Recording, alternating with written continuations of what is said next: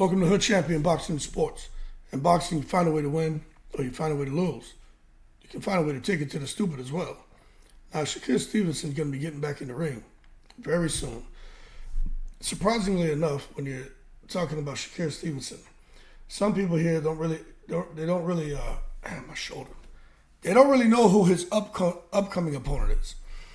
But I'm going to tell you, man, he's going to be fighting Artem Harutyunyan, right? Fighting on July 6th back in Newark. Whenever Shakir performs in Newark, where he's from, he does very good as far as the attendance and everything. But this guy who he's going to fight, Frank Martin, just fought him. And Frank Martin, it was a very competitive fight. Harutyunyan put the beans on Martin, but Martin, with his, I would say being out-experienced, still found a way to win. And weirdly, I think it was like the last round or the 11th round, Harutyunyan just went down. And a lot of people were kind of wondering, why he went down. But obviously, it was the pressure and the shots Frank Martin was hitting him with, where he felt it necessary to take a knee. But anyway, this is Harutyunyan right here, Artem Harutyunyan. Now, when you look at him at a real quick glance, he kind of looks like Paulie Malignaggi's cousin or some shit. But don't get it twisted. When you see the 12 wins, 7 KOs, 1 loss, the loss was to Frank Martin.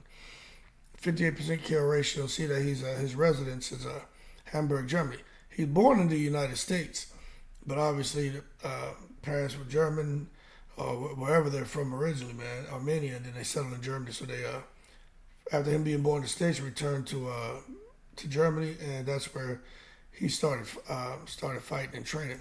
But this is what's interesting about him, right? When you really take a look at these names on the resume, you can say, damn, he's fought nobody, because most people here in the States, they don't know who these individuals are. They're all out of Germany. But let me tell you a little bit more about him. This guy is a bronze medalist. So when you look at his amateur pedigree and the accolades that he's accomplished, you don't just go to the Olympics and pick up a bronze medal. Now, if you let Floyd Mayweather tell it, you don't win a bronze, they give you a bronze. No, bullshit. You had to beat a lot of people to get in position to try to get as close to that gold medal as you can, and then you happen to lose, and then, okay, you won your bronze, but it depends on how you want to look at it. But that's why with Frank Martin, he had some spots where he struggled against Harutyunyan.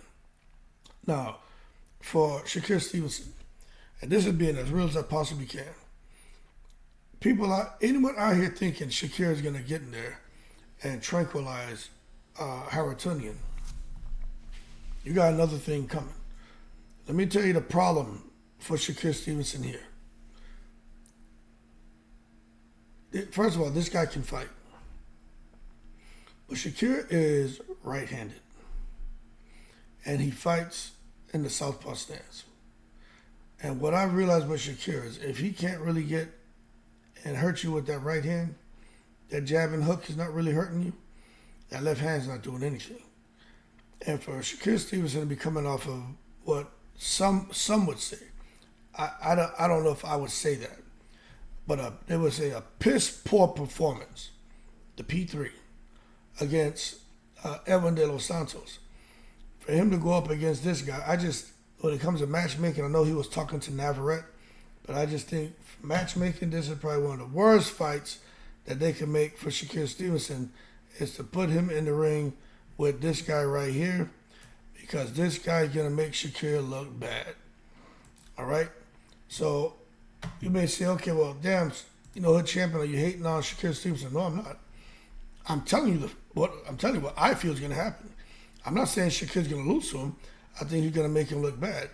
You got Shakir, who's a boxer, going in there against another guy who's a boxer, a very slick boxer. He does a lot of things great, but he's not a guy who's coming forward for the mashup crash-up. So Shakir could end up being in another boring fight. All right? And then the thing about it is, and this is probably the most significant thing about where Shakir Stevenson is in his career, and that's why I'm concerned about this fight. His contract with Top Rank, this is his last fight on the contract. And Top Rank, they're not sure what he does whether he's going to stay with them or he's going to go somewhere else. Now, and this is being provided by Top Rank's Carl Moretti. But when you look at Top Rank, you look at Matchroom, you look at Golden Boy, right? There's only two real options for Shakir, in my opinion, and that's Top Rank and Matchroom. Excuse me.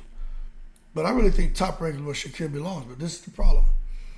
Shakir wants lights, the cameras, the action, the money. You know what I'm saying? But to come off of the Edwin De Los Santos performance and kind of leave people a little bit disgruntled about his lack of committing to the exchange, and to go into this fight now, where I think his fans are not going to get what they're hoping to get from Shakir. You're going to get what you've always gotten from him, where he's going to box and just get to the decision.